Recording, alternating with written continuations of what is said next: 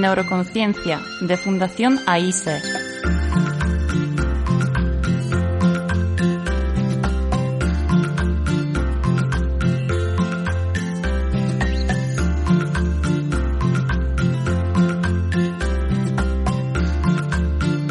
Con Ana Mena.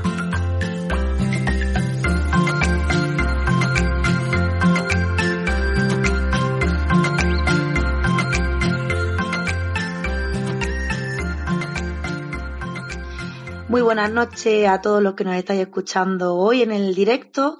Yo soy Ana Mena, soy una de las coordinadoras de este podcast del grupo Neuroocupación de la Fundación AISE, que ya sabéis que hace un año más o menos creamos este proyectazo del podcast Neuroconciencia, que se llama, y nos podéis encontrar en Spotify, en iVoox y en todas las plataformas digitales con este formato. Tenemos mucha ilusión de que esto siga para adelante porque ya es nuestro episodio número 5 y bueno, pues es verdad que en anterior hemos estado hablando de diferentes temas, pero le hemos cogido el gusto a esto de analizar artículos.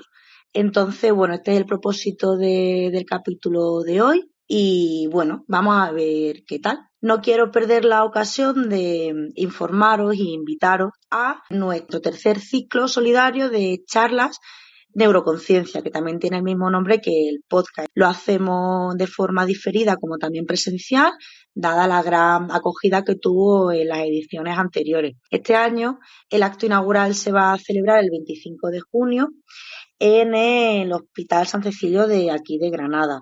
Entonces, bueno, si nos seguís por redes sociales podréis encontrar los enlaces para hacer la prescripción.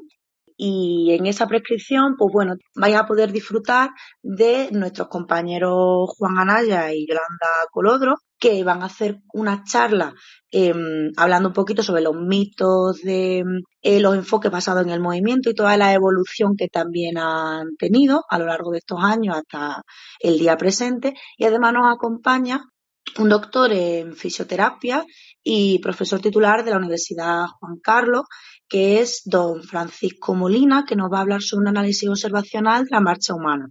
Entonces, bueno, yo os invito y aprovecho para dar esta publicidad porque creo que va a ser un acto inaugural muy chulo, muy bonito y nos encantaría que nos acompañaseis este 25 de junio a todos. Así que, bueno, yo lo dejo por ahí por si os animáis. Y nada, pues damos comienzo si queréis a este quinto capítulo. Me acompaña Isma, que es compañera terapeuta ocupacional, Merche, que ya también nos ha acompañado en estos últimos podcasts, también es terapeuta ocupacional y colabora con nosotros en el máster de neuroterapia ocupacional. Paula Iglesias está también por ahí, que se conectará cuando pueda, neuropsicóloga de nuestra Fundación AISE, y hoy se estrena con nosotros Ana Clara Esot. Entonces, bueno, pues yo creo que entre las 5 podremos dar un repasito a este artículo. Contarme, chicas, qué tal ha ido la semana, cómo habéis visto el artículo, venga, contarme un poco. Venga, pues empiezo yo. Pues nada, la semana pues muy bien, pues así con actividad, que eso se agradece.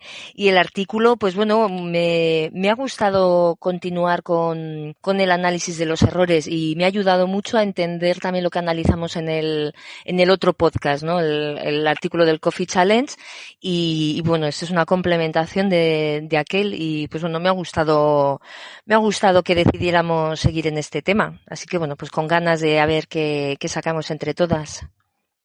Sí, totalmente de acuerdo, Merche. Creo que, bueno, casi hay una decisión de buena o acertada, ¿no? El continuar con el tema de los errores, con un artículo de la misma autora, ¿no? Y algunos otros que colaboraron con ella y que quizás, pues, espero que nos dé como luz algunas de las dudas que se nos habían quedado en el artículo anterior, ¿no? Creo que hay cosas del artículo que a mí me han ido costando un poquito entender porque enlaza, ¿no? Con otra serie de evaluaciones, pero yo creo que aporta cosas interesantes y que nos va a ser útil, ¿no? Para entender lo anterior y para profundizar un poquito más en todo el tema este de los errores, ¿no? A la hora de la vida diaria.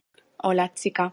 Pues bueno, a mí la verdad es que el artículo también me ha parecido muy interesante. Creo que esta línea de publicaciones donde se estudia la relación entre los tipos de error en vida cotidiana y en actividades de la vida diaria de una manera sistemática y intentando realizar, digamos, como una operativización y una clasificación de los errores, creo que nos abre muchas puertas y nos da mucha luz a cómo las personas se desenvuelven en estas tareas del día a día, y si las clasificamos mejor, las tareas con sus componentes, con los tipos de errores, creo que también nos puede ayudar a valorar y a intervenir mejor. Así que me parece interesante.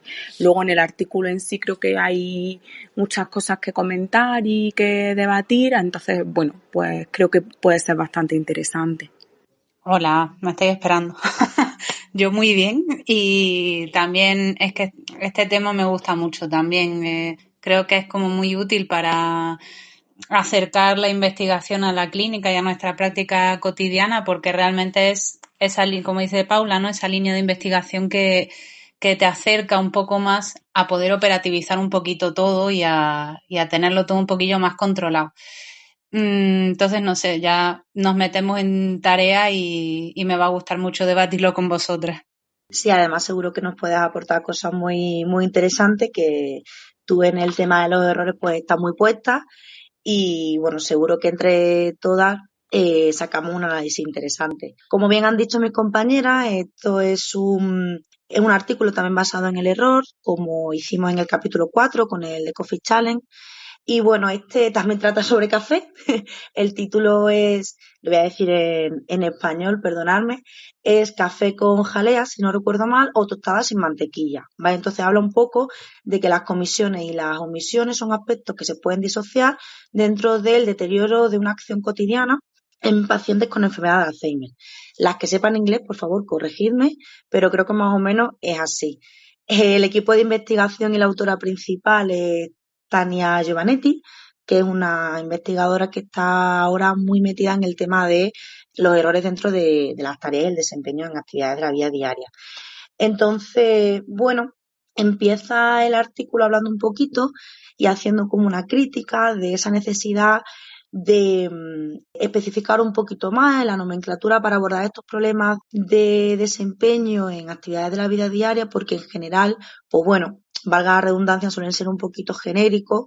Comenta aquí como conceptos como dificultades funcionales en general, o problemas de la vida cotidiana en general, pero echa un poco en falta esa necesidad de especificar qué tipo de error o cuáles son los problemas concretos dentro de esa actividad de la vida diaria. Y es más o menos el análisis que quieren hacer en este artículo. Es un equipo de neuropsicólogos, entonces también relaciona un poquito esa falta de nomenclatura específica con esos componentes y procesos cognitivos que subyacen al desempeño de esa tarea. Ahí ya Paula seguramente que me pueda corregir mucho más, pero bueno, lo primero que comentan en el artículo es eso, la falta, operativizar un poquito más la nomenclatura y la clasificación de errores y procesos dentro de las tareas cotidianas. Entonces, bueno, se basa mucho en, como he dicho, los errores de test de acción natural, como es la NAT, y dentro de ese tipo de test van relacionando unas clasificaciones de errores, como son los errores por omisión o los errores de comisión, y además se fundamenta mucho en otros estudios que han trabajado con la teoría de recursos del deterioro de la acción cotidiana. Entonces hacen un pequeño análisis y comparativa sobre esos errores utilizando esa escala que es la que han utilizado en el propio estudio, y lo que dice esta teoría. La teoría de los recursos del deterioro de la acción cotidiana postula que la acción del día a día requiere de unos recursos necesarios y que los errores que puedan acontecer en los mismos surgen cuando dichos recursos cognitivos se ven limitados o alterados como consecuencia de algún daño cerebral o alguna distracción también. Es verdad que es muy interesante esta teoría, pero la analizan un poquito más detenidamente. Es cierto que hay muchísimos artículos en relación a esta teoría, pero no contemplan la misma población. Hay algunos que han investigado más con pacientes con esquizofrenia, otros con demencia un poco más global, como ellos indican, o con enfermedad de Alzheimer más específica. Entonces, bueno, es cierto que esta teoría lo que dice y lo que otros estudios han investigado basándose en ella es que Todos estos errores están como generados por un único constructo. Es decir, según esta teoría, cuando se comete un error dentro de las actividades de la vida diaria, el déficit está en que no hay recursos para desempeñar la tarea según los pasos o el orden en el que tendríamos que seguir para hacerla de la forma como más eficiente posible, ¿no?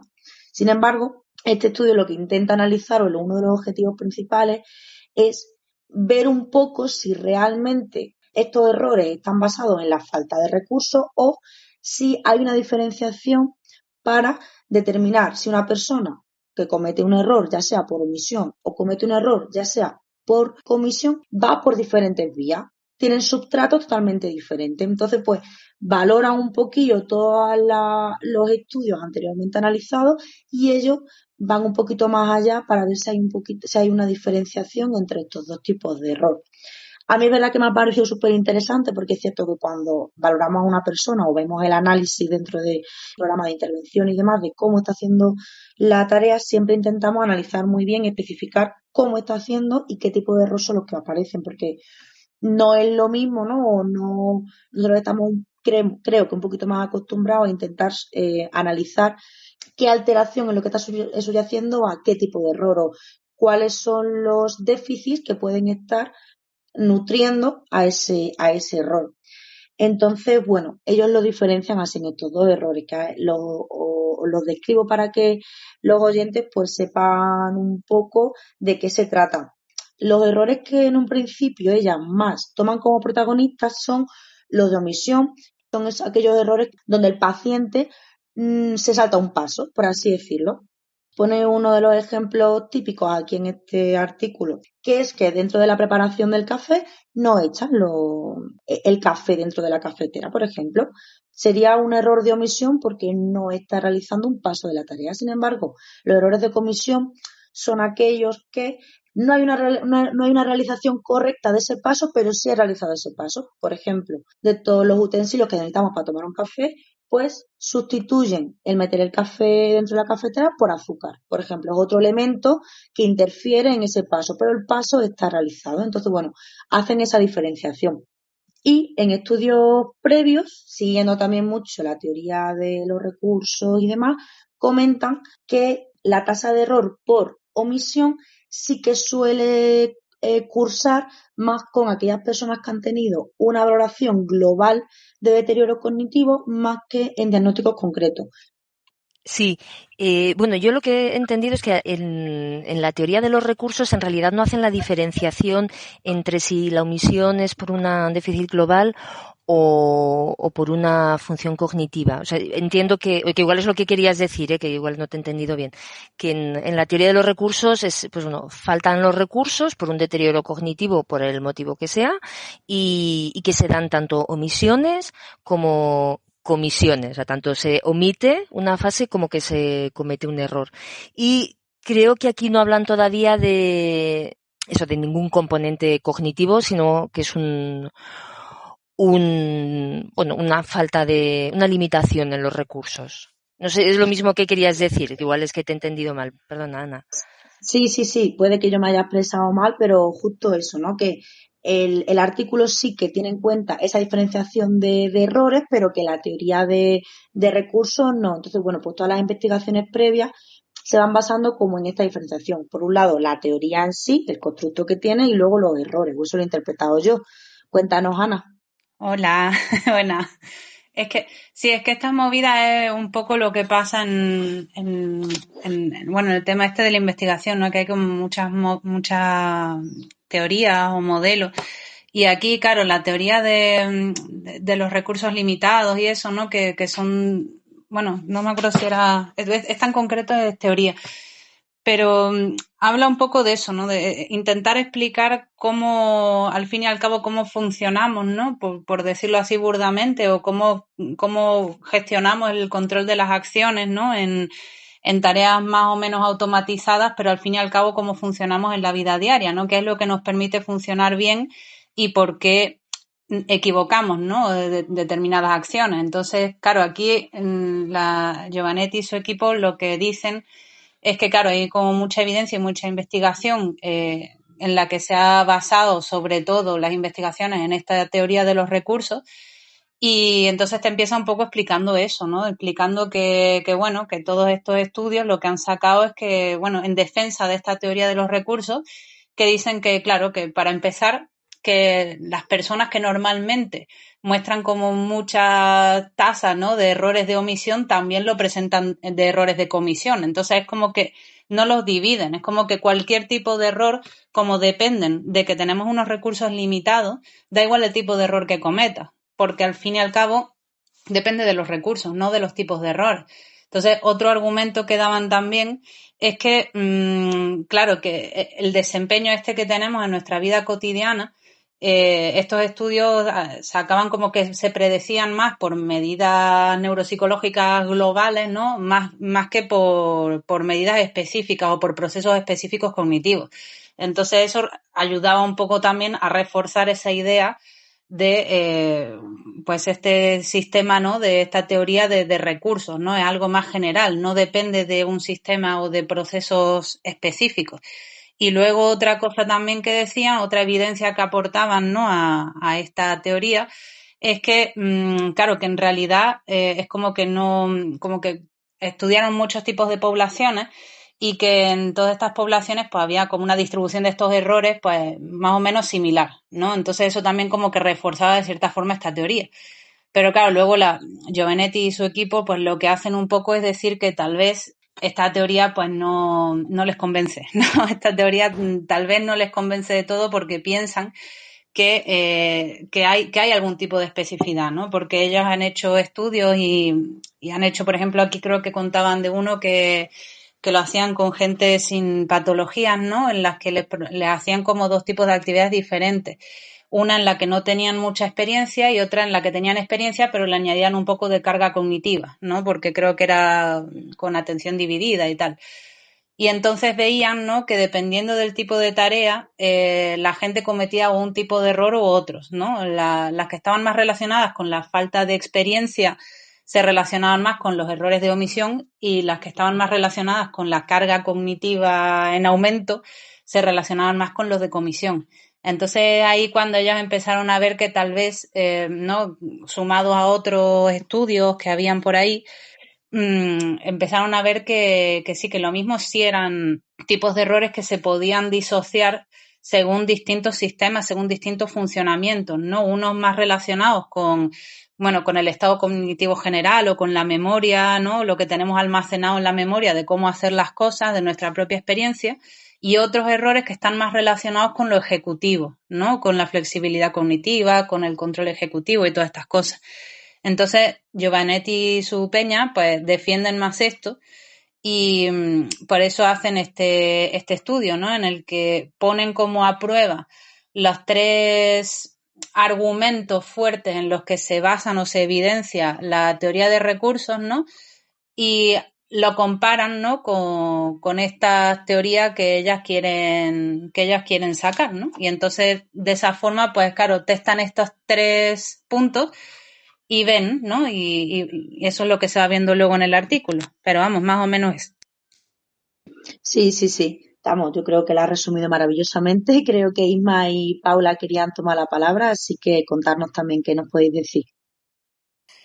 Bueno, pues sí, yo creo que un poco lo que ha dicho Ana Clara, es decir, yo cuando empiezan a definir lo que es la teoría de los recursos, es verdad que en ningún momento a lo largo del artículo me queda del todo claro, no sé si porque a lo mejor puede que esta hipótesis, ¿no?, de lo que le puede estar ocurriendo a las personas con que ellos catalogan como que tienen una alteración en esta asignación de recursos, yo entiendo que son como personas que ya como que todas las funciones cognitivas están, digamos, bastante alteradas. Es decir, cuando hay un índice de gravedad y de afectación tan importante que a lo mejor no, o es complicado disociar cuáles son los componentes que están alterados, ¿no? Entonces, como directamente es que aunque intente hacer un amago de un recurso de planificación, de organización,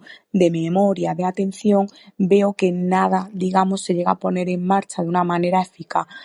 Entiendo que a lo mejor esto se podría correlacionar pues con personas que sufren demencia en estadios un poquito más graves. A lo mejor eso es lo que yo un poco he intentado entender de la teoría de recursos. Pero efectivamente a mí no es algo que a lo largo del artículo me haya llegado a cuadrar hasta que ya un poco al final, ¿no? En esa discusión sí que comentan que lo que ellas han expuesto a nivel experimental no correlaciona, ¿no?, con la teoría de los recursos, sino que correlacionaría efectivamente con un intento de asociación, digamos, o de catalogar los tipos de errores y el perfil del funcionamiento de la persona en función de si es más de cometer errores, que como bien ha comentado Ana, estarían más relacionados con cuestiones a nivel de control ejecutivo, control inhibitorio, flexibilidad cognitiva, o si por otro lado son perfiles que tienden más a omitir cosas que pasan, ¿no? Que eso también pues puede estar relacionado con otro tipo de perfil neuropsicológico concreto. Y creo que ahí es donde está el punto interesante y donde luego ya ellos efectivamente, a mí por ejemplo también me gusta mucho como en las tablas del artículo, ¿no? Hacen una especificación de los tipos de errores de comisión que hay, ¿no? Pues añadir paso, perseverar, no sé qué, y cómo eso también se puede traducir en determinadas acciones o en determinados desempeños dentro de las tareas que proponen. Sí, bueno, un poco lo que comentaba Paula, luego también el artículo que vimos en el anterior podcast, ¿no? Que ya hablaba un poco de esa idea de la preparación del café, que desarrollaba esa parte que comentaba Ana, ¿no? Que ponían, primero le enfrentaban a una actividad novedosa y luego, una vez que esa actividad había sido entrenada, le metían la segunda parte, que era el entrenamiento, o sea, la realización a través de atención dividida, ¿no? Y ya a partir de ahí parece que sacaban ciertas conclusiones que hacen que apoyen la idea, ¿no?, de Giovannetti, en el que según el momento, por ejemplo, de práctica en personas que no tienen ningún tipo de patología en principio, según el momento de práctica o de conocimiento que tengan de la actividad, son más propensos a cometer un tipo de errores más de omisión o más de tipo comisión, ¿no? Entonces también creo que, como pasó en el otro artículo, ¿no?, ese ir a buscar en población sana cómo está funcionando un sistema sin que haya por medio un daño, ¿no? Creo que ayuda a dar un poquito de luz, por lo menos a conocer de qué manera funciona un sistema en principio sano, ¿no? Hacen referencia también a esa investigación, ¿no?, con población sana y ver cómo se hace ese análisis un poquito del aprendizaje de una tarea y cómo la atención dividida o mantener varias tareas a la vez pueden repercutir en los tipos de errores que se producen en una población que no tiene patología, ¿no? Parte de eso luego se lo llevan a una población con una patología específica, pero la idea, ¿no?, sale un poquito de ahí.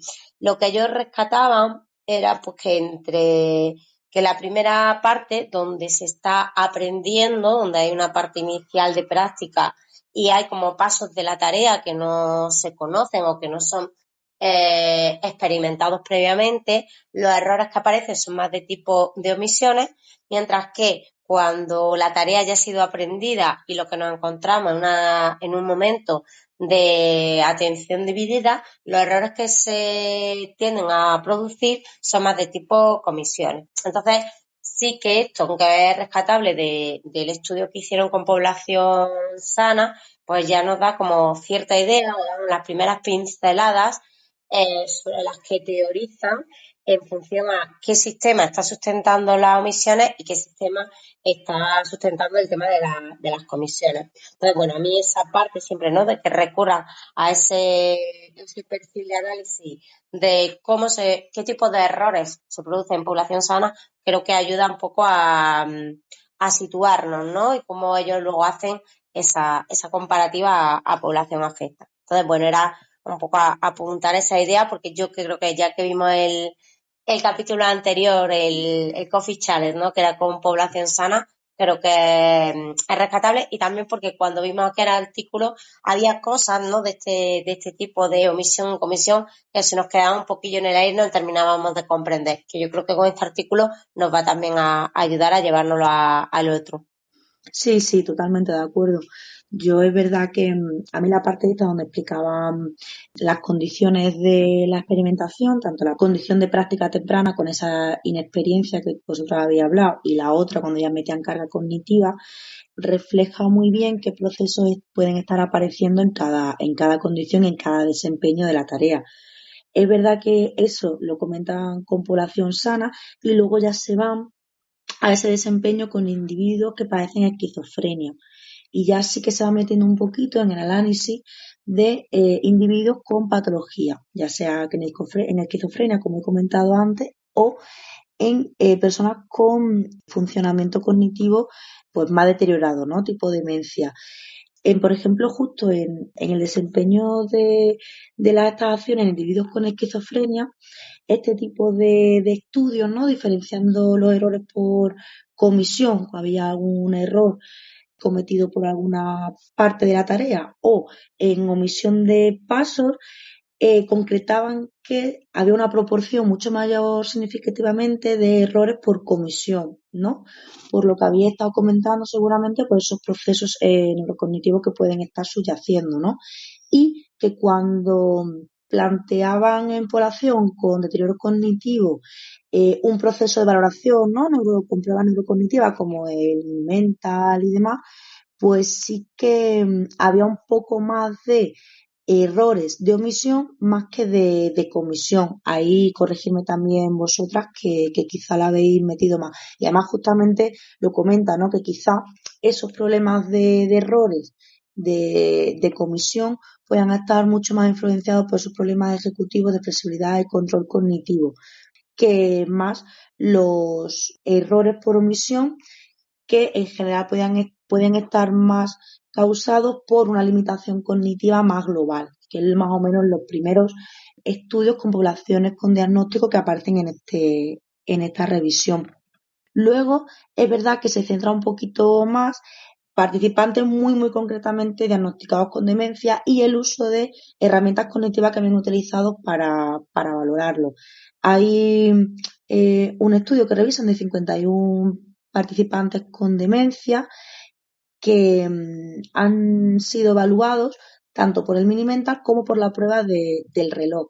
Y comentan que tiene bastante relación las personas que habían tenido una gravedad de ese deterioro cognitivo valorado por el Mini-Mental suelen tener unos errores más de tipo de omisión, que sin embargo lo comparaban con aquellas personas que habían tenido mayor puntuación en la prueba del dibujo del reloj, ¿vale? Que se correlaciona mucho más con pruebas de visoconstrucción, ejecutiva y demás, y los errores que cometían eran más de tipo comisión. Entonces, bueno, es verdad que aquí sí que concreta mucho más tanto la población de estudios como las pruebas neurocognitivas que sirvieron. Y ahí ya como que dividen tanto en pruebas neurocognitivas y todo lo que están valorando con el error propio.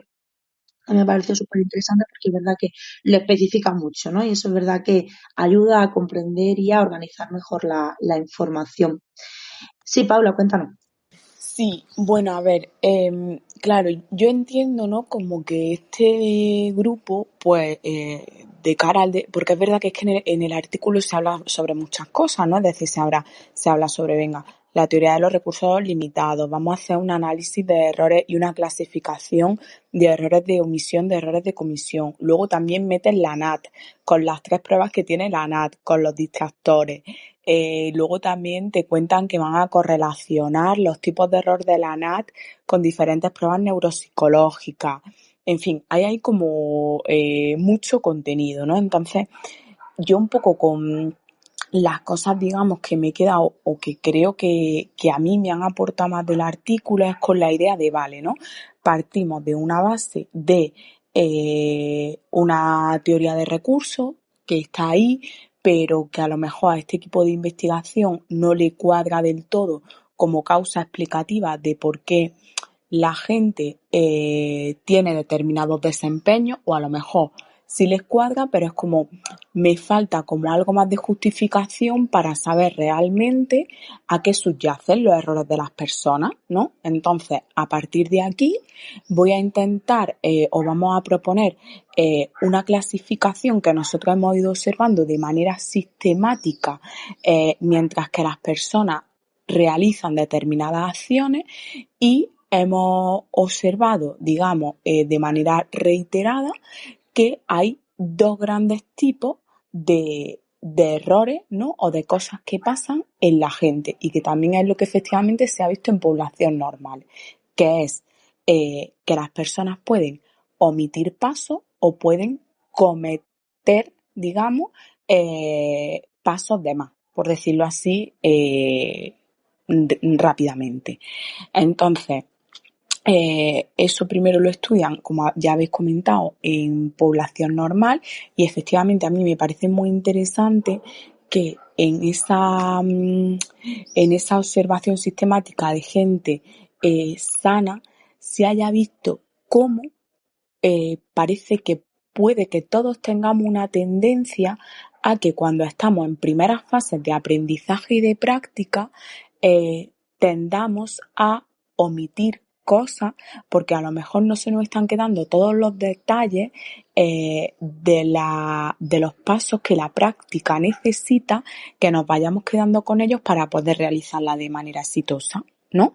Entonces, creo que es algo importante que a lo mejor nosotros tenemos que tener en cuenta cuando trabajamos con nuestros pacientes y cuando nosotros les contamos cómo deben realizar una actividad que obviamente nosotros ya tenemos muy claro cómo funciona, pero que efectivamente, y que a lo mejor otra persona sin patología también lo puede tener muy claro, pero que de manera probable cuando se la estamos mostrando a una persona con cualquier tipo de afectación neurológica a nivel cognitivo, puede que tengamos que hacer más hincapié en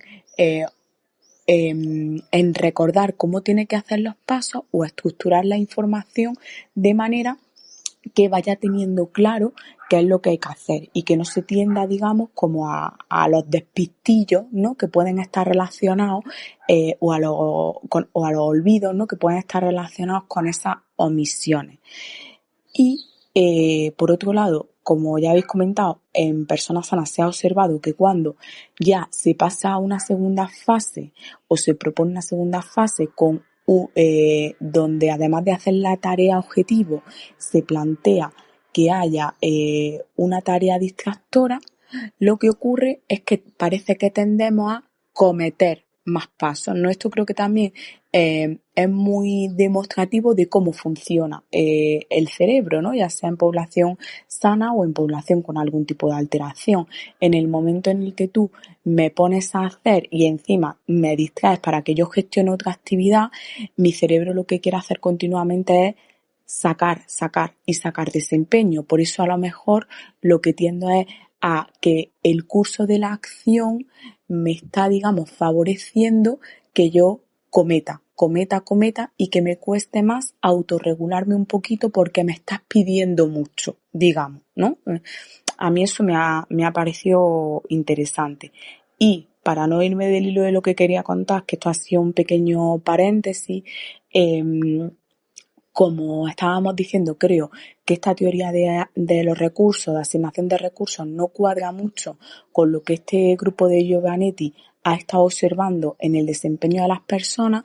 Por lo tanto, han propuesto esta clasificación de que principalmente hay dos grandes tipos de errores que cometen las personas cuando están en las tareas, omisiones, comisiones, y lo observan en las tres tareas que hablan de la NAT y lo correlacionan con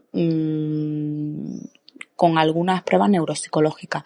Es cierto que yo creo que las pruebas neuropsicológicas con las que correlacionan, creo que ahí el estudio se queda un poquillo cojillo, porque al final correlacionar errores tan específicos de unas tareas tan concretas donde metes distractores y donde, digamos, estás analizando con tal riqueza cuál es el desempeño de las personas, llevarte a comparar eso luego con un mini mental, creo creo que se queda un poquito corto. Creo que de cara a estudios posteriores o de cara a lo mejor también nosotros a poder llevarnos esto un poco a la clínica, habría que intentar correlacionarlo con pruebas un poquito más específicas que midan precisamente, ¿no? O que intenten atender un poco a todos estos matices a nivel de omisión y comisión que las autoras han visto que pueden tener las personas, ¿no? Mientras que realizan acciones.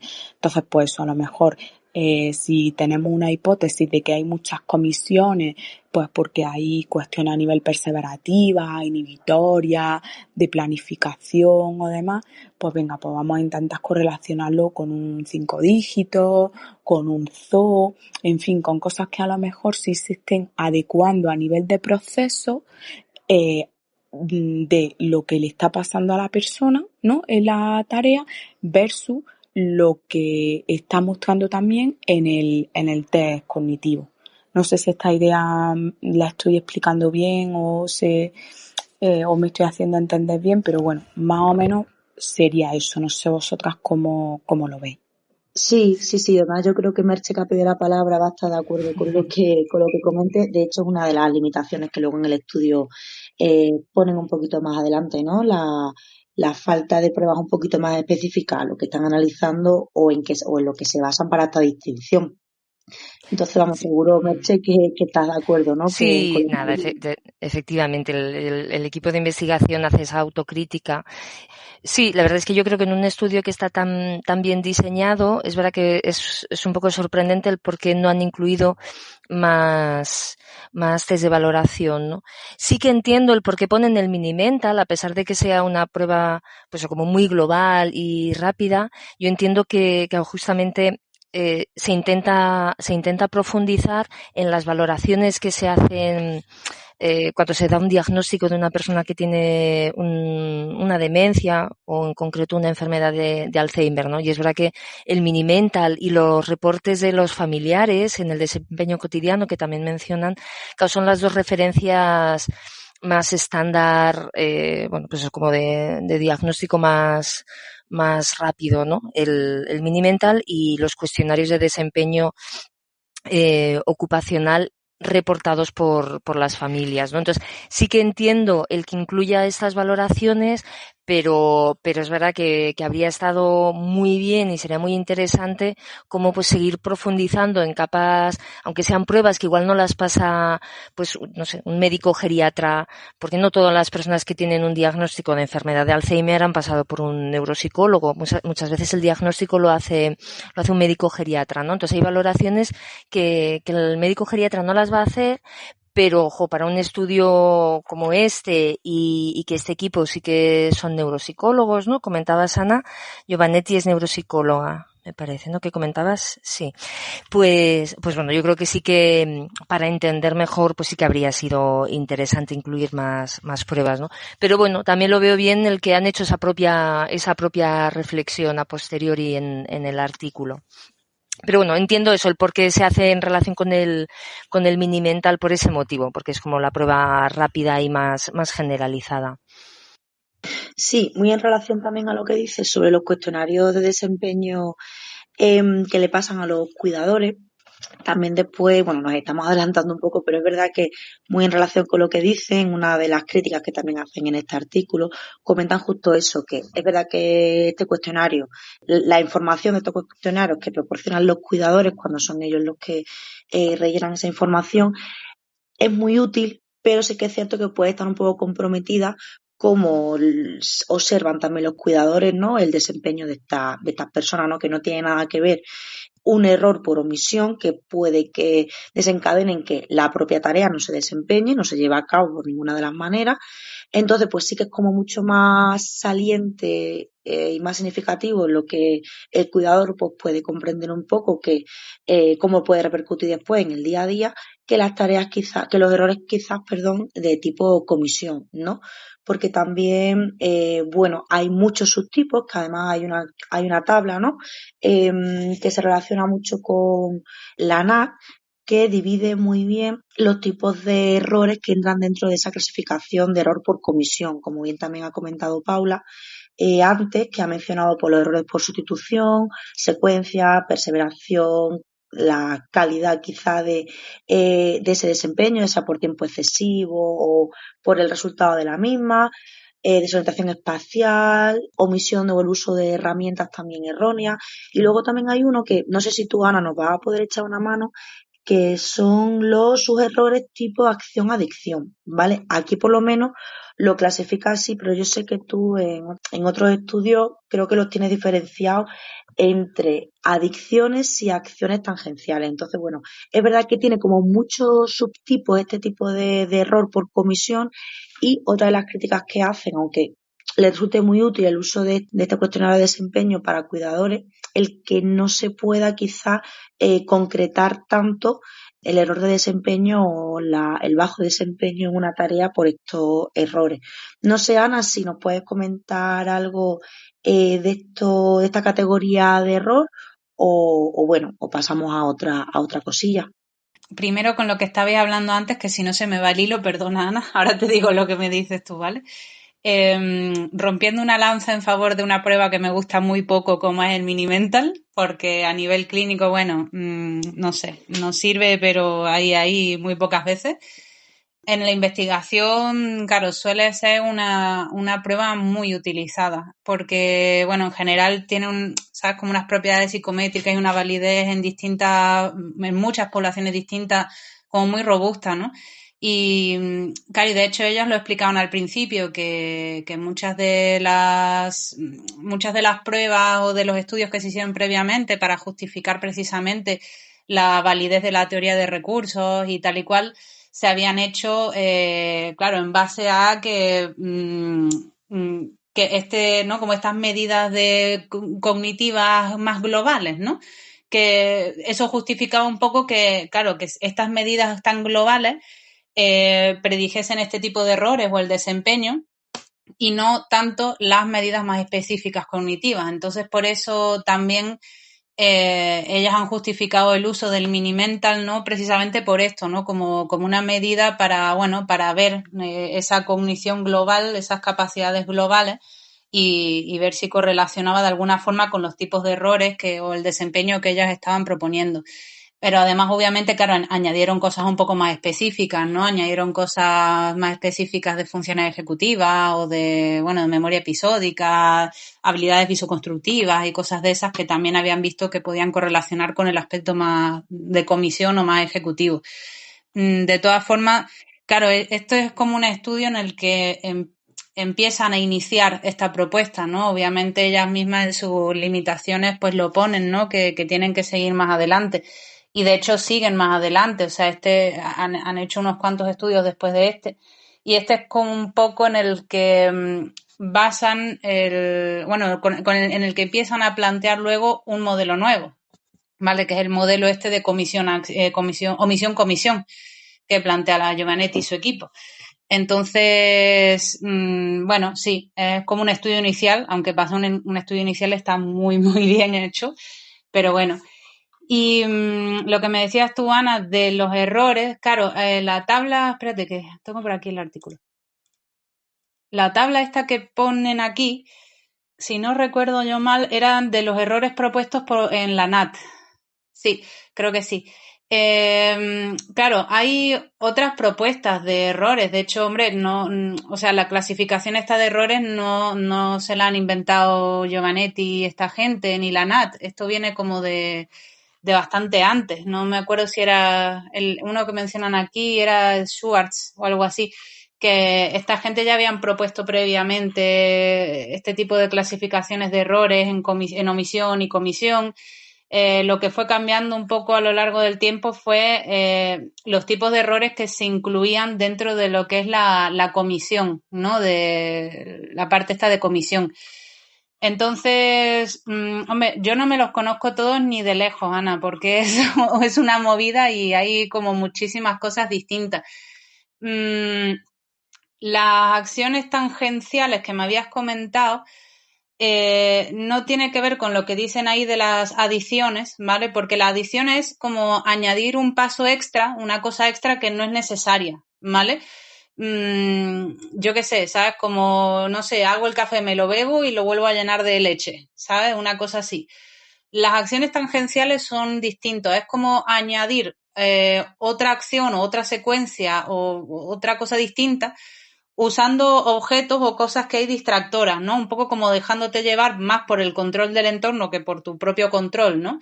Entonces, yo qué sé, imagínate que tengo en la mesa, tengo los elementos para hacer el café, pero también tengo una mopa o un montón de cosas y una cajita, y mientras hago el café, pues me pongo a limpiar la mesa o me pongo a guardar las cosas en la cajita y, ¿no? Entonces es como que voy añadiendo acciones que inicialmente no tienen que ver con esta tarea, pero no es una adición, no es un paso de la tarea que estoy haciendo extra, sino es otra cosa que está traída por los distractores que me estoy encontrando. Sí, vale, creo que ya me ha quedado bastante claro. Es verdad que yo en el artículo sí que me había parecido que la definición más acertada de error de acción-adición que habían planteado aquí era eso, como añadir pasos extra. Pero es cierto que cuando en el último seminario nos pasaste ese resumen, ¿no? de tu TFM, de tu trabajo y demás, sí que lo incluía. Y es cierto que cuando explican las diferentes tareas que propone este procedimiento, ¿no? En esta experimentación por las tareas cotidianas dentro de la NAT, sí es verdad que me sonaba un poco, ¿no? A esa dependencia del entorno por los objetos, porque si os parece, pues explicamos un poco las tareas que proponen dentro de este estudio que se relacionan con la NAT, con esta valoración, ¿vale?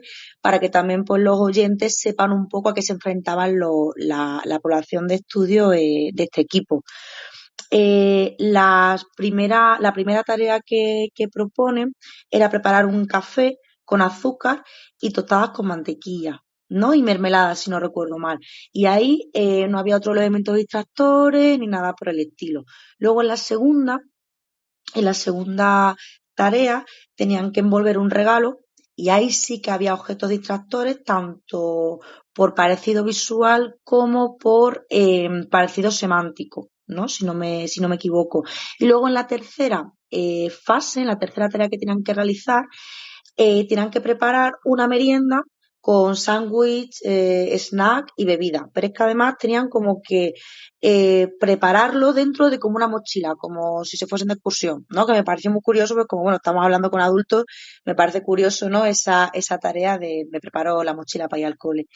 Y ahí en esta tarea ya no solo hay distractores, sino que además es necesaria la búsqueda de objetos necesarios para completar estas tareas dentro de armarios o cajones que están cerrados. Y dentro de esos cajones también hay pues objetos distractores parecidos tanto a nivel visual como por semántica, ¿no?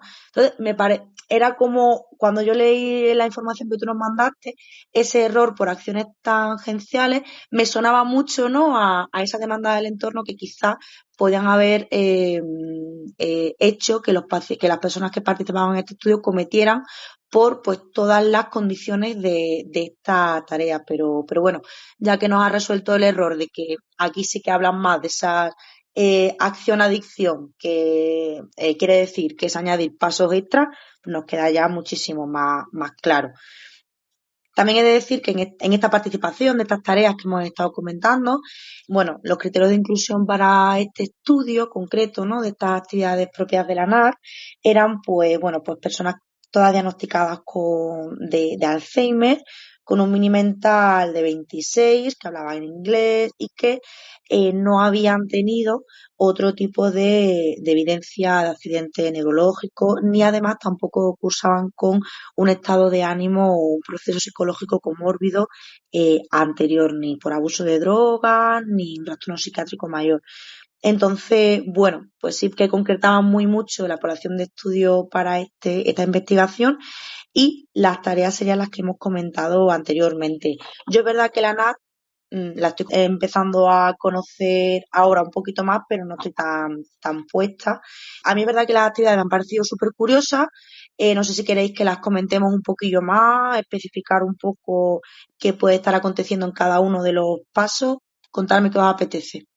Bueno, yo creo que quizá a través de los resultados de la discusión sea más fácil, ¿no? Entender en qué parte de la tarea o qué cualidades de la tarea son las que pueden estar dando pie a una cosa u otra, ¿no? Un error de un tipo u otro, que yo creo que era la idea también en función de lo que veníamos planteando, ¿no? De ver si realmente tipo de error está relacionado con un perfil o con un componente específico y ese componente se va a poner en juego en una tarea y no en otra, ¿no? Entendemos que en una tarea donde no hay elementos distractores es mucho más difícil que se produzcan errores, por ejemplo, de adicción, como estaba comentando Ana, o sea, errores de tipo tangencial, pero sí se van a producir, por ejemplo, errores de comisión o edición y, sin embargo, pues en tareas de tercer nivel, por así decirlo, ¿no? Que son esas tareas de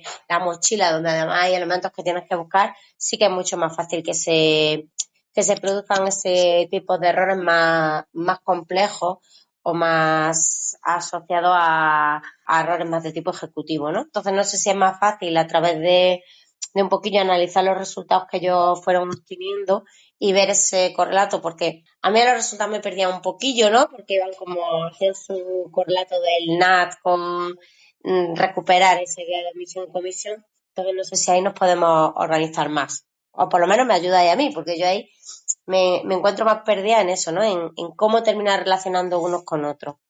Yo ahí tengo que reconocer, Isma, que me he perdido totalmente. Tengo un montón de apuntes de colores señalados intentando relacionar dónde aparecía un error, con qué se relacionaba con qué. Luego es cierto que no tenía muy claro el significado de las puntuaciones que ponía aquí de la NAT, pero porque también soy un poquito novata en el uso de esta escala, porque comenta puntuaje de logro, puntuación NAT, puntuaje de error integral.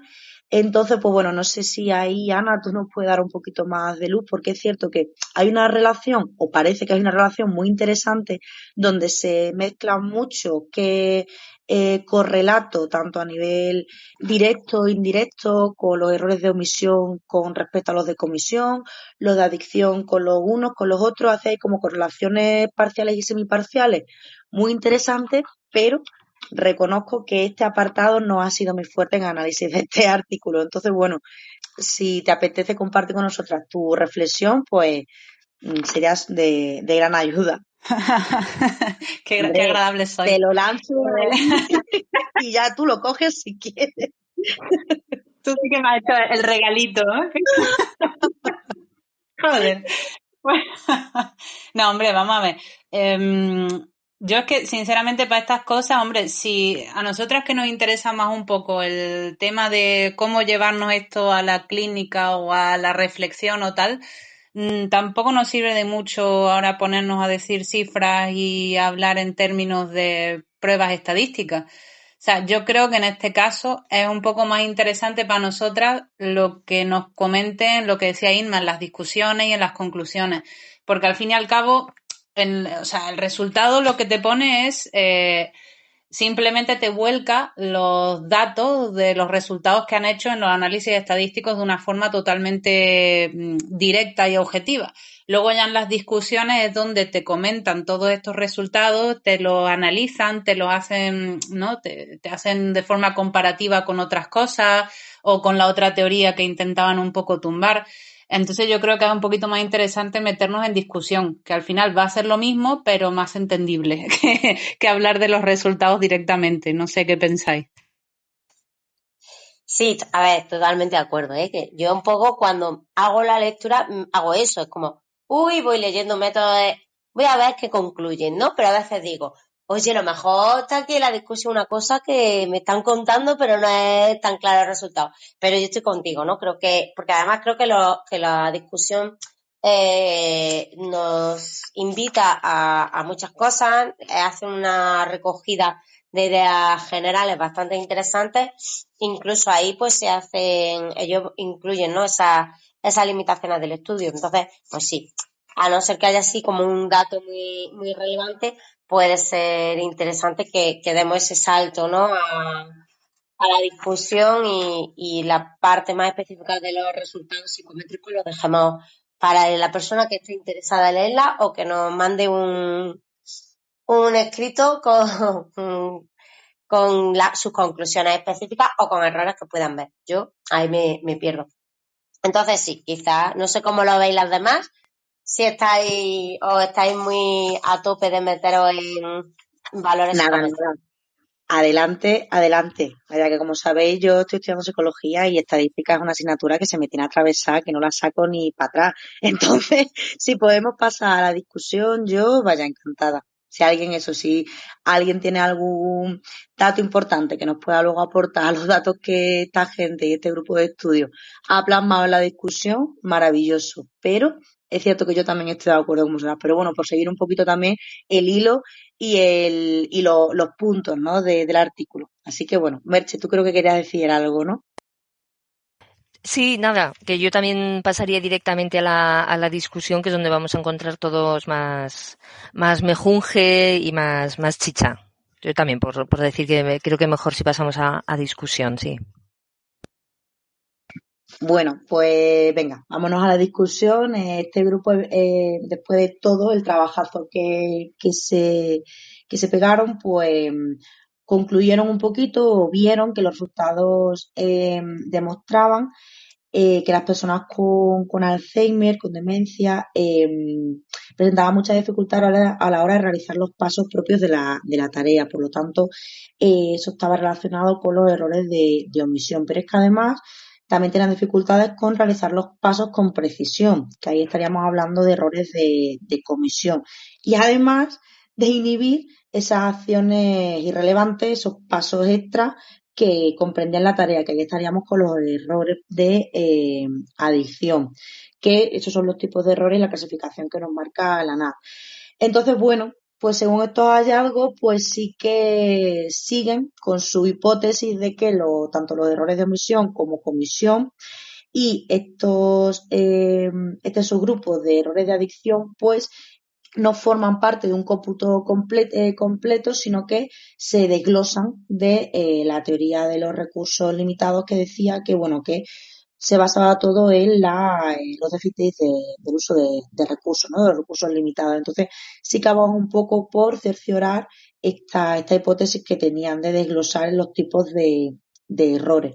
Luego, además, si no me equivoco, también comentan la relación, como he dicho antes, ¿no? De estas correlaciones parciales y semiparciales que hacen a nivel estadístico, de que tiene mucha relación también personas que cometen tanto errores de omisión como comisión, pero también personas que cometen estos errores unidos a los errores de adicciones. Es decir, por mucho que sean errores, pues yo lo interpreto así, por mucho que sean errores separados, que podamos verificar la diferenciación de estos errores dentro de la propia tarea, sí que pueden darse a la vez, estos tres errores pueden estar complementarios.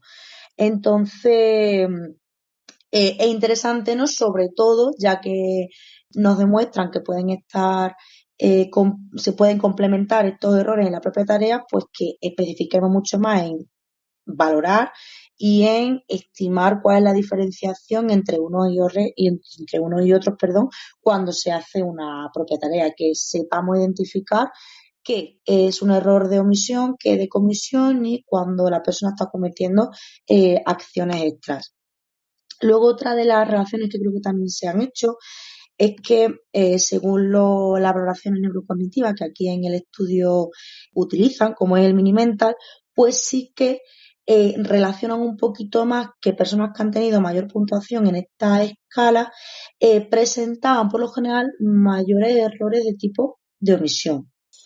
Rescatando un poquillo, a mí hay como que me ha aclarado un poquito, parece que una de las dudas que teníamos en el artículo anterior, yo quería leerme este artículo un poco por si nos daba luz también al otro, era una de las cosas que se dejaban como entrever, ¿no? En lo que llevan contando, y era que eso, ¿no? Que parecía que en personas con grave afectación, con valores muy bajos en Mini-Mental, ¿no? Con afectaciones globales, los errores de omisión, ¿no? Y en ese artículo hablaba como esa diferencia con las demencias, ¿no? Como que parece que las personas con un perfil de demencia tienden a generar más errores de omisión que de otro tipo, ¿no?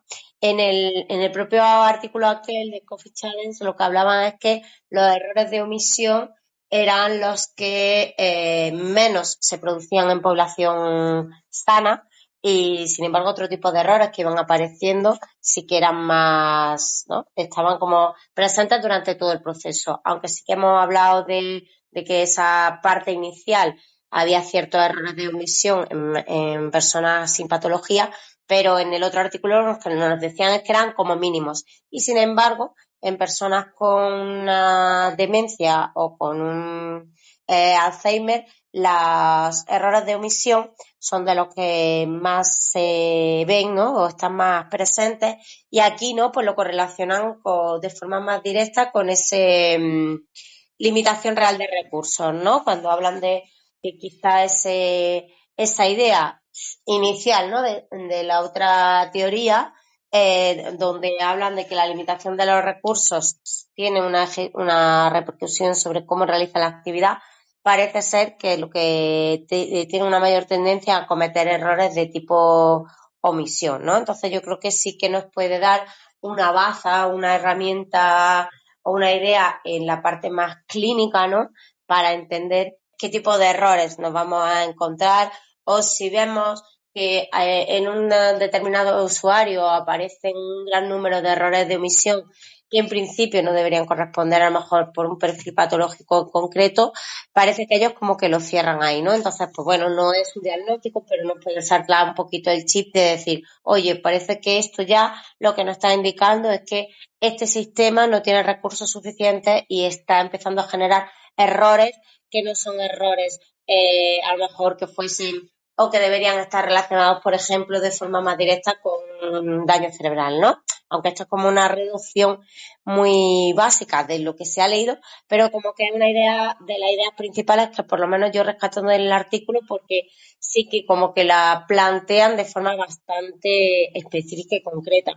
No sé, en estudios posteriores, si luego correlacionan esto con una patología directamente con la patología específica de demencia o con un perfil neuropsicológico específico, pero sí que creo que es algo que como lo marca muy bien, ¿no? Incluso habla de que los errores, por ejemplo, de omisión son errores que se pueden predecir un rendimiento determinado con errores de omisión en personas que tienen problemas de memoria episódica, ¿no? Ahí sí que hacen como un correlato un poquito más cerrado entre un componente neurocognitivo concreto, que es la memoria episódica, y un error en actividad cotidiana, que son los errores de omisión, ¿no? Entonces creo que es como una línea muy clara que van marcando al final del artículo que quizás sea interesante como que por lo menos lo rescatemos o que a mí me enciende un poquito la luz de, bueno, parece que van por esa línea y nos puede marcar un poquito, hacernos que estemos un poquito más o menos atentos en nuestra clínica diaria. A ver, que me entere. O sea, yo lo que entiendo y lo que rescato de aquí, ¿vale? Siguiendo con lo que tú dices, Irma, y haciendo un poco de mi resumen mental para no liarme, es, claro, o sea, este artículo está muy bien organizado en el sentido de que te explica bien, ¿no? O sea, de dónde vengo, qué es lo que quiero vencer, ¿no? Que es otra teoría opuesta a la que yo estoy proponiendo. ¿Y cómo lo voy a hacer? Pues de esta y de esta y de esta forma, ¿no? Entonces te plantean lo que hablábamos antes. Al principio te plantean que la teoría de recursos tienes como 3 puntos de evidencia bastante potentes y esos son precisamente los 3 puntos de evidencia que ellas quieren testar y contraponer con sus nuevas hipótesis, ¿no? Con sus nuevas teorías. Entonces, al final, en las discusiones, pues lo que te dice claramente es que, o sea, los resultados que ellas obtienen van totalmente, o sea, son totalmente incongruentes con la teoría de recursos que explicaban al principio, ¿no? Porque para empezar, sí, ellas pueden ver que hay claramente como dos perfiles diferenciados, ¿no? Que además se asocian con, bueno, de errores, ¿no? Que además se asocian con distintas pruebas que supuestamente evalúan distintos procesos o sistemas cognitivos, ¿no? Y entonces, claro, esa es como lo primero que tumba, ¿no? Esa idea de la teoría de recursos, que te dicen, oye, pues no es que hayan errores de distintos tipos indistintamente en función de que tenga o no tenga recursos, no, es que una persona puede tener un tipo de errores y puede no tener otro, no va a tener esos indistintamente. ¿Por qué? Pues porque le falla una cosa o le falla la otra, ¿vale? Entonces, en estos primeros resultados, ellas lo que logran distinguir es entre dos sistemas diferentes, no un sistema que genera distintos tipos de errores. Eso por un lado. Y luego, por otro lado, lo que al final dicen también es que, claro, que se pueden generar como distintos patrones en las personas. No es que todas las personas con distintos perfiles o distintas patologías vayan a tener, ¿no? Pues los errores indistintamente, ¿no? Ellas determinan claramente distintos perfiles. Entonces eso también hace que se tumbe un poco esa teoría de los recursos, ¿no? Y lo que sí estabas diciendo antes, que resulta muy interesante, claro, es tener un poco esa evidencia o tener esa idea, ¿no? De que asociemos un poco las omisiones con ese estado cognitivo general o con la memoria, ¿no? En este caso la episódica, aunque bueno, también dicen que esa relación entre la episódica y la omisión es un poco débil y que eso tenían que seguir estudiándolo, pero bueno, pero ahí está. Y por otro lado, los errores de comisión más con lo ejecutivo y con la memoria, ¿cómo se llama? La memoria de trabajo. Entonces, eso, claro, es súper interesante, ¿no? Porque te da como esa idea en clínica, ¿no? De que pueden estar pasando distintas cosas en función de, bueno, de lo que cada persona presente. Y no sé, a mí eso me resulta bastante interesante. También es verdad que luego más adelante se siguió, no solamente el equipo de Giovannetti, sino que otras personas siguieron investigando, sobre todo por la asociación de la memoria con las omisiones y tal. Y bueno, también se ha visto no solo la episódica, sino la semántica, ¿no? Un poco, no tanto por el recuerdo, ¿no? De yo haciendo algo concreto, ¿no? Que vendría siendo la episódica, ¿no? El situarte, ¿no? Haciendo tú algo concreto, sino ya una relación con la semántica, una cosa más como grabada, ¿no? Que tú ya has hecho o que tú conoces. Y que tienes esa información grabada de cómo hacer las cosas, de cuáles son los pasos para hacer las cosas, de qué ocurre, ¿no? Si lo hago de esta forma o si no lo hago de esta forma. Entonces, eso, pues más adelante se fue también investigando un poco eso. Pero, no sé, me parece muy interesante, la verdad. Esto derivó en muchas cosas muy bonitas para la clínica e incluso en cosas que se siguen investigando a día de hoy. Y ahí en Granada, por ejemplo, se hacen cosas interesantes. Entonces, no sé, ¿qué tenéis que contarme vosotras? Sí, yo la verdad que creo que el resumen que ha hecho ahora Ana es con lo que yo me quedo del artículo y creo que ahí es donde tienen ese gran punto de aporte para la clínica. Y efectivamente, ¿no? Al final, como la relación que habéis comentado tanto Isma como tú, de cómo las omisiones pues pueden estar siendo, ¿no? Cómo pueden ser una expresión de alteraciones cognitivas en memoria, tanto episódica, como dice en el artículo, como semántica, como tú bien comentas, en el sentido de que ya parece que como que se me caen, ¿no? Los conceptos y los significados de las cosas se van desvaneciendo en mi sistema de funcionamiento. Entonces, pues hay cosas que no realizo, parece ser, ¿no? A nivel de desempeño en el curso de la acción, pues porque o una de dos, o no he recordado, digamos, a nivel episódico cuál era la pauta o cuál era el plan de acción que tenía que realizar, o porque a nivel semántico y de significado parece que ya se está desvaneciendo un poco a lo que, pues, lo que significa las diferentes consignas que se me están planteando. Y creo que ahí efectivamente se abren unas líneas muy interesantes y eso yo me quedo con el resumen último que has hecho tú, que yo creo el gran aporte de este estudio.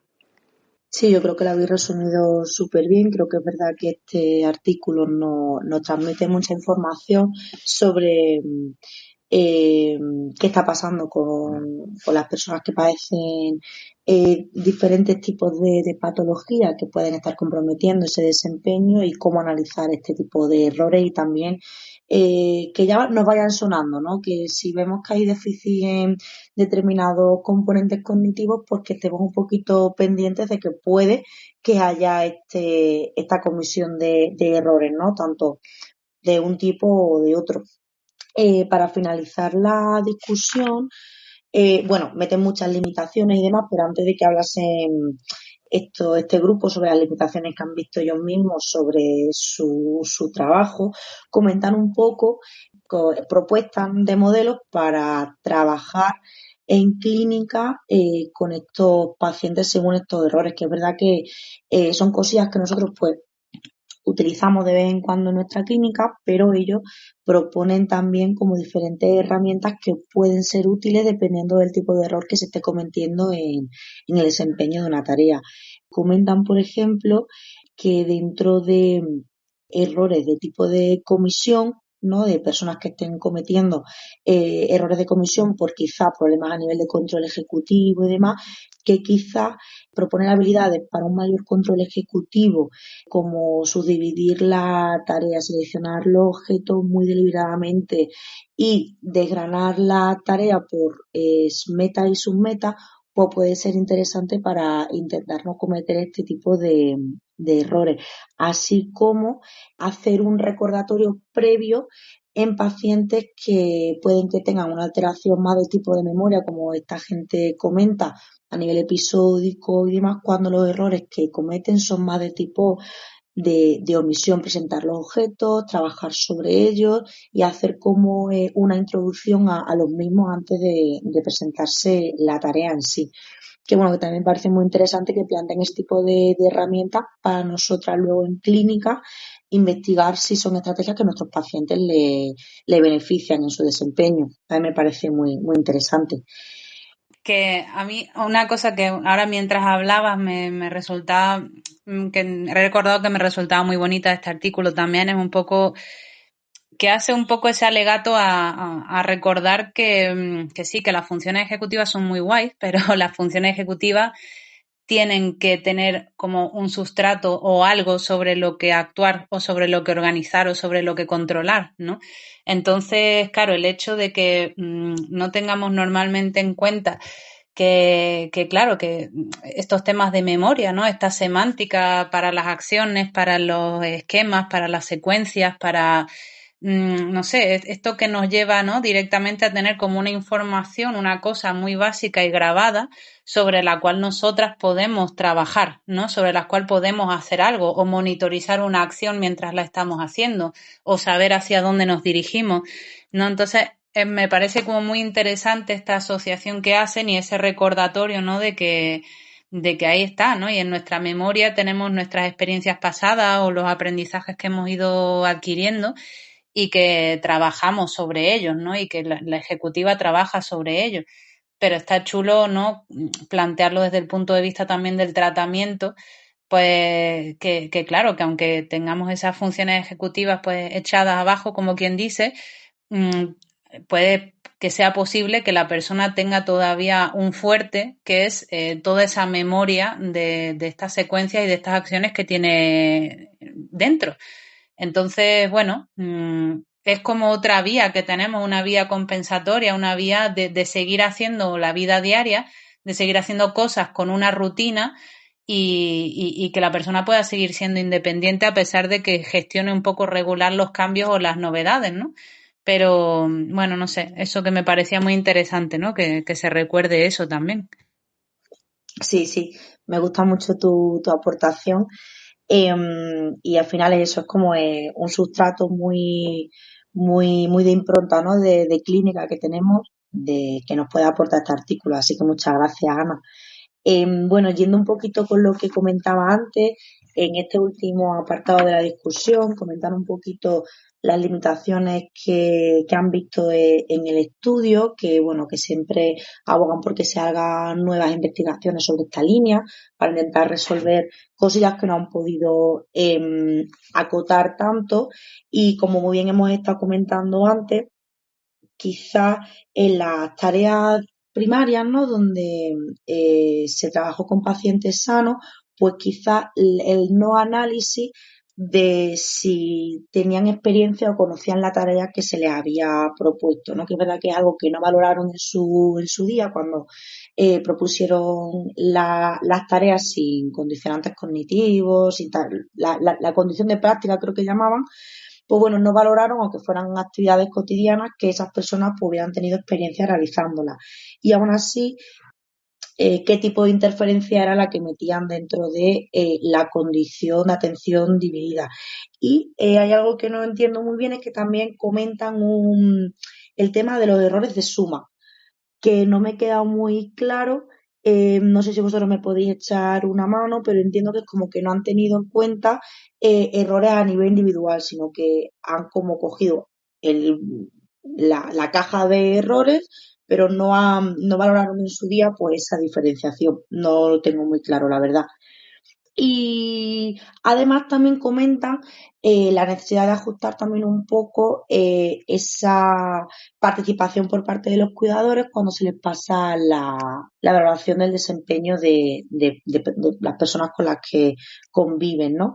También es interesante cuando comentan los resultados en base a la participación de estos cuidadores, de cómo se pueden correlacionar, perdón, los resultados que aparecen en esta valoración de desempeño para pacientes que tenían más errores de comisión, que sí, que quizá cuando investigaron un poquito más y los valoraron exhaustivamente, comprobaron que tenían mayores errores en cuanto a, tenían mayor afectación a nivel global por las pruebas neuropsicológicas que planteaban en este estudio, por lo que estuvimos comentando antes, ¿no? Porque quizá también los cuidadores detectaban mucho más los errores de no he realizado un paso de la tarea y la tarea puede que no se haya podido realizar de forma completa, por lo tanto es mucho más aberrante ese error, por así decirlo, o es mucho más visual, es más fácil de detectar, por así decirlo.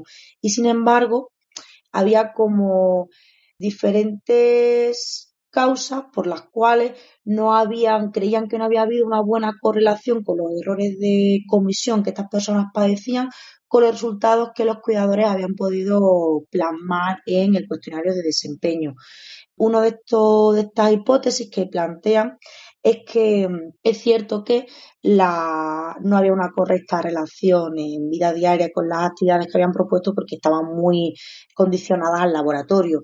Otra de ello es que quizá los cuidadores no habían sabido analizar los procesos de monitorización que estas personas que habían cometido errores de comisión, como tú mismo bien has dicho, Ana, se podían presentar. ¿Vale? Que, pues como hemos dicho antes, cuando hay un error de omisión de no te hago un paso es mucho más visible, pero si cometo un error, pero luego monitorizo, cambio, voy probando otras alternativas y al final consigo hacer el paso correctamente que me lleve a generar la actividad por completo, pues estas personas con rol de cuidador pues quizás no lo asumían tanto como un error, ¿no?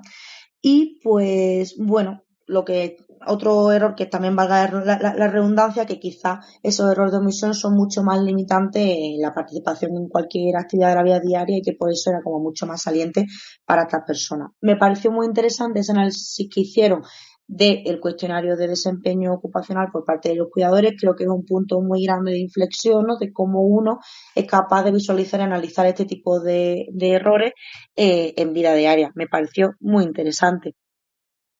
No sé si quería aportar algo más por aquí, pero es verdad que lo tenía ya apuntado porque me pareció curioso ese análisis y muy importante, sobre todo también de cara no solo a que nosotros tengamos esa información, sino que también le demos estrategias o entrenemos, por así decirlo, entre comillas, a esos cuidadores, a estas personas que pasan la mayor parte del día con personas que tienen pues diagnóstico de Alzheimer o cualquier tipo de patología que cursa que se compromete un poco, ¿no? con los componentes cognitivos, para intentar que en el entorno ecológico del domicilio pues tengan pues, un poquito de estrategias para que ese desempeño en actividades pues sea mucho más fluido y la persona pues tenga mayor independencia. Me pareció un punto a favor por su parte. Y bueno, creo que ya hemos llegado al final. Las conclusiones pues son así, que este estudio pues respalda firmemente que hay que intentar sugerir otro modelo aparte de la teoría previa de los recursos limitados, porque este grupo de estudio ha comprobado que sí que hay una clara diferenciación entre errores de omisión, de comisión y que además tiene mucho que ver con el análisis y los déficits a nivel cognitivo que pueden presentar estas personas, que obviamente no por tener un diagnóstico vas a cometer un error, otro o ambos, sino que hay como una tendencia a dividir estos procesos de errores dependiendo de los componentes cognitivos y las funciones que están más alteradas y que es interesante analizar para luego poder dar estrategias en clínica. Entonces, pues creo que este sería como el final. No sé si vosotras tenéis algo más que aportar, pero creo que también se responden un poco a la crítica que hacían de que quizás esto también ayude a proponer valoraciones neuropsicológicas más exhaustivas, más concretas a las que en un principio se utilizan para tener como mayor nombre y apellido al déficit y al error que está pasando en este desempeño de vida diaria, para no encasillarlo todo en dificultades de la actividad de la vida diaria o problemas funcionales, ¿no? Que sí que se intenta apostar por un análisis un poquito más exhaustivo. Sí, pues nada, la verdad es que me ha encantado escucharos y vuestras aportaciones porque creo que ha sido muy clarificador en cuanto a la comprensión del artículo.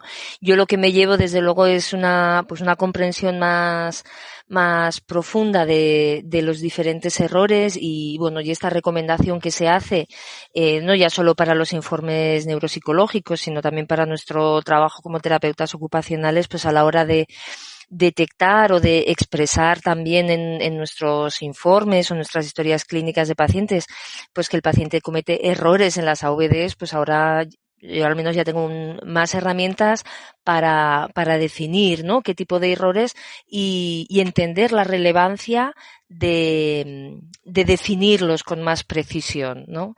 Entonces eso, pues bueno, eso me lo llevo yo como aportación a mi trabajo como terapeuta ocupacional.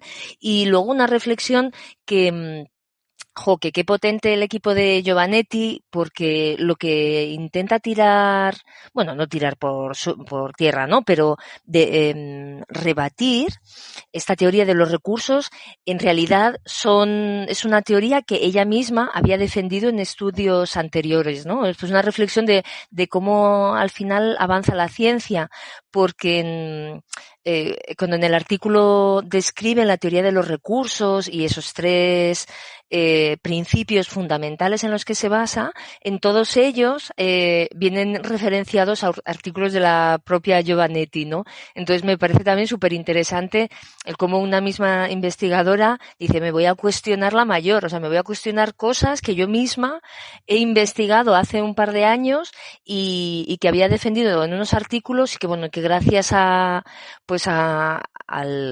Coffee Challenge, ¿no?, a este estudio que hicieron, dijeron, oye, me tengo que cuestionar todo lo que yo misma he defendido en otros artículos, ¿no? Entonces, eso también me parece muy interesante como reflexión global a lo importante que es la investigación y cómo avanza la ciencia. Es algo que me ha llamado la atención de Giovannetti. Sí, además Giovannetti tiene un grupo, como tú bien dices, muy potente porque además no paran de sacar artículos sobre este análisis de los errores en vida diaria. Creo que nos podemos empapar y podemos perfectamente sacar mucho más episodios con análisis de artículos suyos, incluso invitándola un día a que ella nos resuelva todas las dudas y que bueno, que nos ayude, ¿no?, como tú mismo has dicho, Merche, a que nuestro análisis pues sea mucho más exhaustivo. Sí, la verdad es que, bueno, yo también me quedo con todo lo que habéis comentado, con ese análisis pormenorizado de los errores que plantean las autoras, que creo que nos puede ayudar a comprender mejor y a saber trabajar mejor con las personas que manifiestan este tipo de dificultades en tareas de la vida diaria. Y luego es cierto lo que dice Merche, ¿no? Como al final todo esto va avanzando, lo que dijimos hace 2 meses, 2 años y 2 días, tiene que estar en constante cambio y en constante evolución. Y bueno, efectivamente el equipo de Giovannitti es súper potente. De hecho, yo hace ya tiempo me leí también que incluso ella tiene todo un cuerpo teórico y experimental de propuestas de abordaje, cómo ella propone pues que la persona intente en tratamiento monitorizarse mucho de manera constante, analizar determinadas cosas, como nuestro papel como terapeuta podemos decir, vale, te ayudamos por aquí, pero esto vamos a intentar que lo saques tú. Hay en cosas donde propone como incluso un tipo de debate socrático, digamos, para intentar llegar a qué es lo que está ocurriendo en la actividad con la persona, en fin, que tiene cosas súper, súper interesantes. De hecho, ya si queréis por curiosidad, luego lo podemos buscar, pero si la Giovannitti es neuropsicóloga, yo diría que también es terapeuta ocupacional. No sé si es las dos cosas, ¿eh? Así que efectivamente un equipo que sabe muchísimo, que tiene mucho que aportar y que yo creo que hoy nos ha enseñado un montón de cosas interesantes. Así que a seguir por ahí. Hombre, si también es terapeuta ocupacional, es que ya tiene todo lo bueno. No, pero bueno, sí, quizá pueda ser interesante en esta línea en la que estamos trabajando ahora los artículos, meternos en algo más específico de intervención, como lo que ha ido comentando Paula, ¿no? De error, que también hay como mucha investigación sobre las formas de intervención y de aprendizaje a través del error, y si hacer o no consciente a la persona del error o cómo abordarlo, cómo llegar a que haya una metacognición, ¿no? Un análisis de ese error y de que lo pueda solucionar la propia persona. Entonces, bueno, quizás también puede ser una línea, ¿no? de trabajo en el podcast que enlazado con esto nos ayude, ¿no? a tener o a abrir los ojos a formas de intervención y ver cómo, qué dicen los estudios, ¿no? En esa línea que muchas veces estamos perdidos, ¿no? No solo en aspectos puros danosos, ¿no? O sea que quizá un poquito más complejo, pero sí que cuestionar a nuestro usuario, ¿no? El que tenemos enfrente cuando está cometiendo un error, de qué manera podemos intervenir o dirigirnos a él o cómo guiarle para que ese error en un momento determinado no sea un error catastrófico y termine con la actividad, o bueno, ver un poco en qué línea podemos ir, pues sí que puede ser interesante, bien desde la perspectiva de estos autores o en búsqueda de otro tipo de artículos relacionados con esas formas de intervención que nos ayude ya no solo a evaluar con estos nuevos prismas, ¿no? Con estas nuevas gafas de qué tipo de error está cometiendo y a qué puede estar subyaciendo, sino también de qué manera podemos intervenir para que esos errores no desaparezcan, pero sí que esos errores no sean determinantes en la ejecución y en la autonomía en vida diaria de las personas con las que trabajamos. Entonces, bueno, quizás también siempre un artículo nos está llevando a otro, puede ser interesante seguir trabajando en esa línea. Pues sí, estoy totalmente de acuerdo contigo. Creo que es un broche estupendo para este episodio el seguir trabajando, y ya que nos van quedando cosillas claras sobre el tema de los errores, pues ir un poquito más allá y meternos más en intervención y propuestas de cómo aportar estrategias a nuestros pacientes. Si os parece bien, nos despedimos ya de este capítulo, que para mí ha sido muy nutritivo, no solo la lectura y el análisis de este artículo, sino la aportación que nos habéis hecho todas. Ana Clara también, pero ya se ha tenido que ir, así que bueno, le damos las gracias desde aquí, que ya nos escuchará en el podcast. Y nada, agradeceros a todas muchísimo vuestra participación, creo que ha sido súper enriquecedor, y espero que en las siguientes líneas de análisis en este podcast estéis acompañándonos y podamos aportar cada uno nuestro granito de arena para que los oyentes que nos están escuchando en el podcast pues también se puedan nutrir de ella. Muchas gracias, de verdad, nos despedimos y espero que descanséis. Nos vemos en la próxima. Hasta luego. Hasta luego. Adiós, buenas noches.